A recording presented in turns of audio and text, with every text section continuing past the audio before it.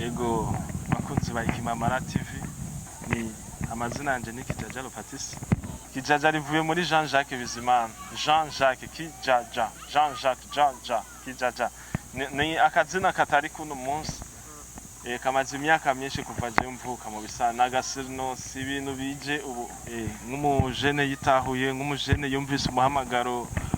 wa umuvyeyi wacu umujama w'abajene kucerekeye mezo hariyo mezo ya Neranje imbere hariyo na mezo ya Kijaja ni ngombwa kubikora nko mu gihe ukora nko mu gihe ufise business ni ngombwa kwikorera marketing mu bisanzwe je ndi umuntu muto ndusanzwe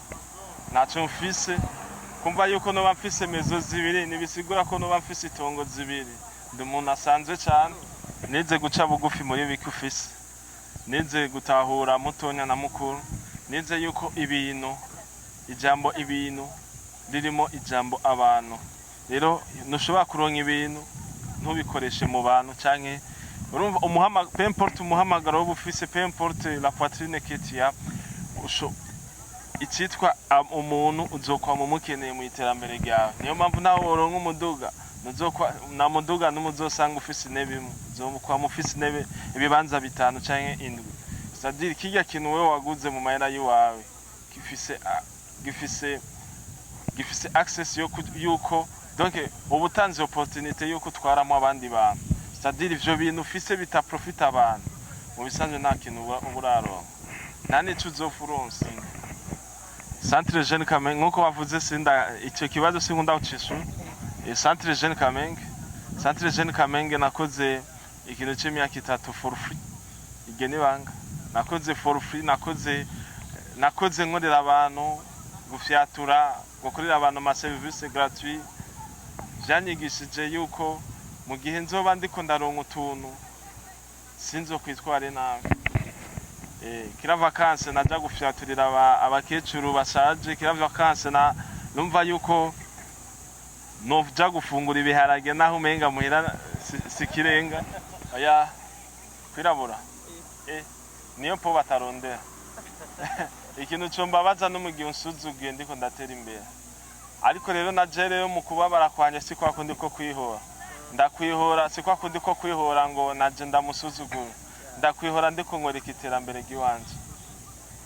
ikintu kikunezereza Kijaja yanezero bameze gute nikibihe bintu bimunezereza nuko mbona yuko abantu bose bariko baraviva mu services ziwanje sinigeze nange ikiganiro inyuma y'igihe kinini cyane hari ama TV menshi kera twakuze tumva ngo TV tumvise ikintu televiziyo twaba tumvise ikintu kiri high sana ariko uno munsi turumva ngo TV online TV urumva nta mpamvu yo kumva ko noguma nanga ibiganiro ku ma TV umenga ugutera imbere kwanje ko baguhagaze ku ma TV ariko no munsi nisanje namaze kwishura ibibazo byo kuri Ikimamara TV Ikimamara TV igituma nemeye gutanga kino kiganiro bon kwanza jewe reka mvuge ko ari opportunité noba maho muri Ikimamara TV kuko Ikimamara TV ni abantu bashoboye gutahura umuhamagaro we wanje igihe nari ndabakeneye ndabahamagara baraza nta mpamvu nimwe yari gutuma bashobora kumbaza ibibazo baze ko mfitiye inyishu kama nkaca ndanga kubishura mu gihe bo bari igihe nabarondera baranyemerera cari ico murakoze kuba mama ijambo hajya kugira ijambo mu gihugu niteka